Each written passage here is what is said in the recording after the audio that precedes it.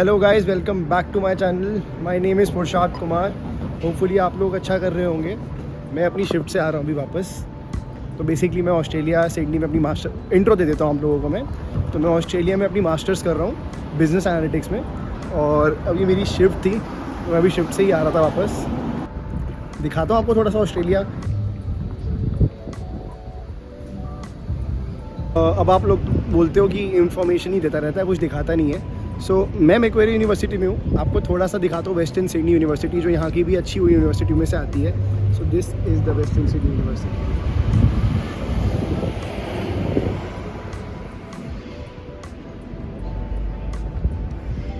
So this is the university and behind me this a station called Parramatta. So यहाँ से मैं अपने घर की तरफ जाऊँगा। जाते जाते आपको आज की वीडियो का टॉपिक बताते हुए जाता हूँ कि आज की वीडियो का टॉपिक होगा। आज की वीडियो है OSHC के बारे में। What is OSHC? So what is OSHC? Overseas student health card. ये बेसिकली एक इंश्योरेंस है इंटरनेशनल स्टूडेंट के लिए, जो बच्चे ऑस्ट्रेलिया आ रहे हैं। 3 कंट्रीज के बच्चे, बेल्जियम, नॉर्वे, स्वीडन। अगर आप इन 3 कंट्रीज के नहीं हो तो आप लोगों को, या जो भी इंटरनेशनल स्टूडेंट्स यहाँ पढ़ने आ रहे हैं, तो उनको ये इंश्योरेंस की रिक्वायरमेंट है। अभी ये वीडियो हम 3 पार्ट में डिवाइड करेंगे। पहली कि इस इंश्योरेंस में कौन सी चीज़ें कवर होती हैं, कौन सी चीज़ें ये इंश्योरेंस कवर नहीं करता, और तीसरी चीज़ कौन से सर्विस प्रोवाइडर हैं जो ये चीज़ें आप लोगों को ऑफर करते हैं। और लास्ट में एक बहुत इंपॉर्टेंट टिप आप लोगों के लिए। पहली चीज़, OSHC इंश्योरेंस क्या बोलता है? ये कार्ड या फिर ये इंश्योरेंस इंडिकेट करता है कि जो बच्चे यहाँ आ रहे हैं, अगर उनको कोई प्रॉब्लम हो गई, कोई डिजीज हो गया, तो अगर वो किसी जीपी के पास गए या किसी स्पेशलिस्ट के पास गए, तो उनको अपनी जेब से पैसा ना देना पड़े, और अगर देना भी पड़े तो बहुत मिनिमम देना पड़े। तो कौन सी चीज़ें ये इंश्योरेंस कवर करता है?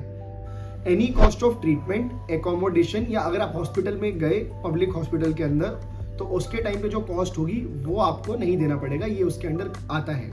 ये इंश्योरेंस उस चीज़ को कवर करती है। कॉस्ट ऑफ जीपी, या किसी स्पेशलिस्ट के पास गए आप, तो अगर आप किसी जीपी के पास जा रहे हो, एग्जाम्पल मुझे जैसे ऑस्ट्रेलिया में बहुत ज़्यादा जुकाम हुआ था, और इतना जुकाम हो गया था कि मैं ना दवाइयों से और डोलो से ठीक नहीं हो रहा था, तो मैंने थक हार के जीपी की अपॉइंटमेंट बुक कराई। 2 से 3 घंटे लगे, और जितना मेरा पैसा लगा मैंने उस टाइम पे कैश दिया या फिर अपना कार्ड से पे किया। विद इन 3 to 4 आवर्स मैंने उसको क्लेम किया। अगले 2 दिन में मेरे पैसे वापस आ गए। तो जीपी की कंसल्टेशंस आपकी, या किसी स्पेशलिस्ट के पास अगर आपको जीपी रेकमेंड करता है, तो उसके पैसे आपके वापस आ जाते हैं, और ये इंश्योरेंस वो कवर करती है। उसके बाद मेडिसिन, जब आप जीपी के पास जाओगे और जब आप किसी स्पेशलिस्ट के पास जाओगे, वो आपको मेडिसिन देंगे। तो कोई भी चीज़ आपकी वो फुल्ली कवर नहीं होती, कुछ चीज़ें हैं जो फुल्ली कवर होती है, बट जो मेडिसिन है, जैसे स्पेसिफिकली कैटेगरी, आपका पार्शियल मनी या 80% या 70% मनी आपका रिफंड आ जाता है या क्लेम कर पाते हो। 4th थिंग, कोविड-19 की अगर कोई प्रॉब्लम है आपको, जैसे आप देख सकते हैं स्क्रीन पे, अगर आपको कोई लंग का इशू हुआ, कोई आपको कोविड-19 सिम्टम्स हुआ, you can directly call the helpline, you can go to doctor, and everything can be refunded and reclaimed, not a problem. 5th चीज सबसे इंपॉर्टेंट है, ये ध्यान रखना, थोड़ा जूम करो। हाँ, बहुत सारे यहाँ क्लिनिक्स ना इंश्योरेंस कंपनी से एफिलिएटेड होते हैं। तो एग्जाम्पल, मैंने एक एक्स इंश्योरेंस का इंश्योरेंस लिया, एक एक्स इंश्योरेंस कंपनी का इंश्योरेंस लिया, और मैंने क्लिनिक को फ़ोन किया कि क्या आप उस इंश्योरेंस से कनेक्टेड हो या कोलैबोरेटेड हो। उन्होंने कहा हाँ हम हैं। तो उस टाइम पे मुझे क्लेम करने की भी ज़रूरत नहीं है, मुझे अपना OSHC कार्ड लेकर जाना है या इंश्योरेंस पेपर लेकर जाना है, उनको देना है। उसके बाद का सारा प्रोसेस वो देंगे, आपकी जेब से एक पैसा नहीं जाएगा। तो ये चीज़ ध्यान रखना। उसके बाद अब मैं आपको बताने वाला हूँ कौन सी चीज़ें जो इसके अंडर नहीं आती। पहली है कॉस्मेटिक सर्जरी। यहाँ कॉस्मेटिक का बड़ा अलग सिनेरियो है, तो कॉस्मेटिक सर्जरी यहाँ अंडर नहीं आती। अगर आपको करा के आनी है तो अपने देश से करा के आना, मैं नहीं बता रहा हूँ आपको। दूसरा, डेंटल यहाँ बहुत महंगा है। बहुत सारे इंश्योरेंस आपके देशों में, या फिर जो बहुत सारे इंश्योरेंसेज जो ऑस्ट्रेलिया ऑफर करता है आपको, उसमें डेंटल का ऐड हो सकता है, बट उनका प्रीमियम भी बहुत ज़्यादा महंगा होगा। तो वो भी चीज़ें आप देख कर आना। तभी मैंने आपको अपनी पहली वीडियो में कहा था कि प्लीज़ डेंटल इंडिया से ठीक करा के आना। तो डेंटल कवर नहीं होता।